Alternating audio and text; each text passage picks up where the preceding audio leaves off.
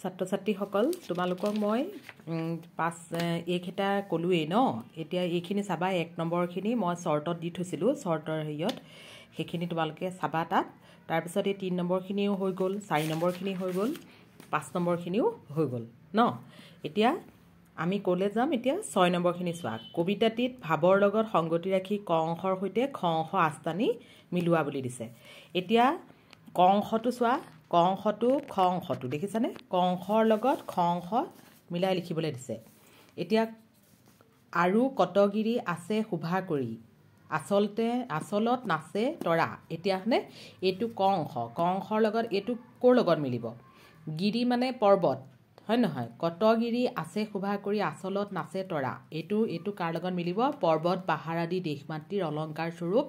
ইয়াত প্ৰবাহিত হৈ থকা নৈ নিজৰাসমূহক মাতৃৰ চাদৰৰ আচলৰ লগত তুলনা কৰিব পাৰি ইয়াত জোনবেলি তৰাই তীৰবিৰণী তুলি অপূৰ্ব শোভাৰ সৃষ্টি কৰে এইটো কাৰ লগত মিলিব ইয়াৰ লগত মিলিব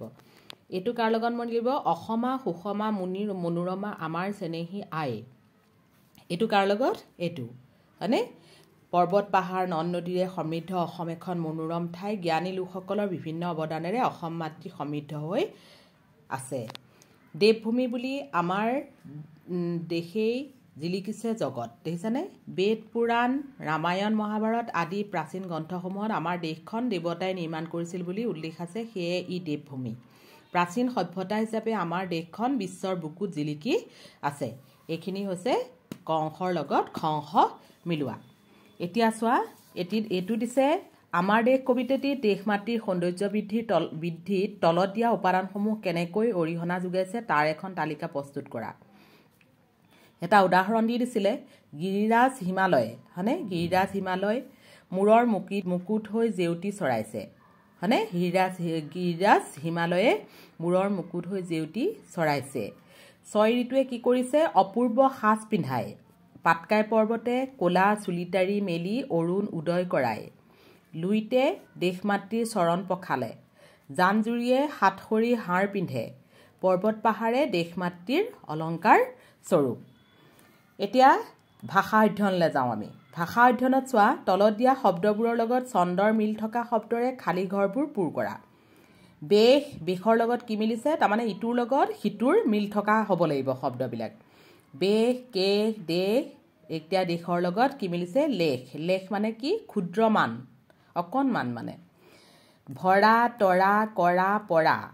হাড় ধাৰ চাৰ মাৰ গাত হাত পাত মাত হয়নে এইখিনি ছন্দ ইটোৰ লগত সিটোৰ মিল থকা এতিয়া তোমালোকৰ এটা ভাল বস্তু আছে চোৱা 9 নম্বৰটো হৈছে শব্দৰে খেল খেলোৱা শব্দৰে খেল খেলাৰ কথা কৈছে পদ্যটোত এনেকুৱা এটি 6 আখৰীয়া শব্দ আছে যিটো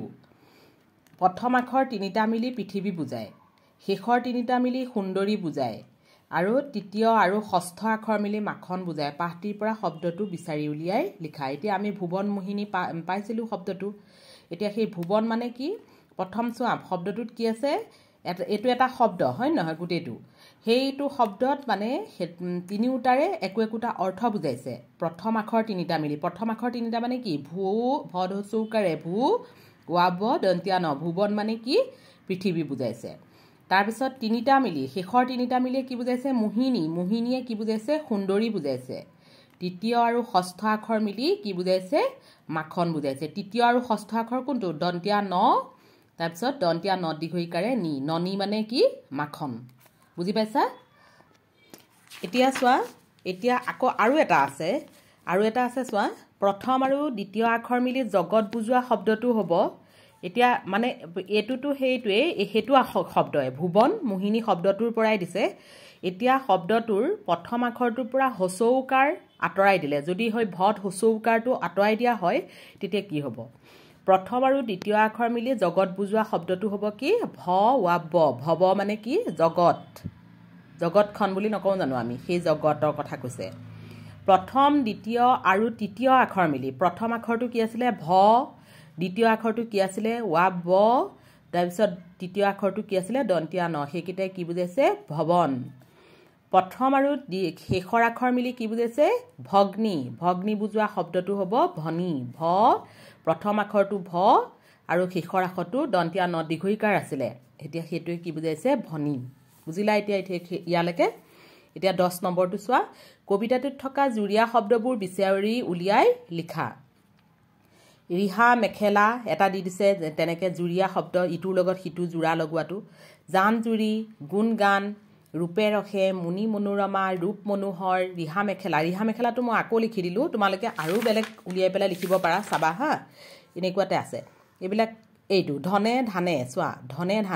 ধানেটো এটা জুৰিয়া শব্দ হয়নে ধনে ধানে পুষ্পে ভৰা ধনে ধানেটোও হ'ব ধনে ধানে তাৰপিছত আকৌ আৰু বিচাৰিব পাৰা তোমালোকে বিচাৰি নিজৰ মতে লিখিবা যেটা পোৱা তেনেকৈ লিখিবা এতিয়া এইটোত চোৱা জানো আহা তলৰ কবিতা ফাঁকিলৈ মন কৰা শুকুলা পাতৰ ৰিহাই মেখেলাই জেউতি চৰাই গাৰ ইয়াত শুকুলা শব্দটোৰ একে অৰ্থ সমাৰ্থক বুজোৱা শব্দবোৰ হৈছে একে অৰ্থ বুজোৱা হা শুকুলাৰ একে অৰ্থ বুজায় বগা শুভ্ৰ চেট আদি হয়নে এই তিনিটাই একেটা অৰ্থই বুজাইছে শুকুলাটোৰ তাৰপিছত আহিছে ঠিক তেনেদৰে কি আহিছে জেউতি শব্দটো সেই একে অৰ্থ বুজাইছে পোহৰ দীপ্তি জ্যোতি আদি হয়নে এইটোও একেই বুজাইছে এতিয়া সেই তেনেকৈ এইখিনি 11 নম্বৰখিনি তেনেকৈ লিখিব লাগিব শিক্ষকৰ সহায় লৈ পেলাই সেইখিনি লিখিব লাগিব এতিয়া মই তোমালোকক লিখিয়ে দিছোঁ সেইখিনি লিখিবা অৰুণক কি বুজাইছে সূৰ্য উষা আৰণ্য গিৰি কি বুজাইছে পৰ্বত ধৰাধৰ ভূধৰ জননীয়ে কি বুজাইছে মা মাতা গৰ্ভধাৰিণী ভৱনে কি বুজাইছে আলয় আৱাস নিবাস সাজে কি বুজাইছে বেশ পোছাক ভূষণ এতিয়া চোৱা এইখিনি আৰু তোমালোকে বেলেগ শব্দ পাব পাৰা সেই বেলেগ শব্দ লিখিলেও হ'ব মই দিয়াকেইটা লিখিবা কিন্তু যদি তোমালোকে বেলেগ শব্দ পোৱা লিখিবা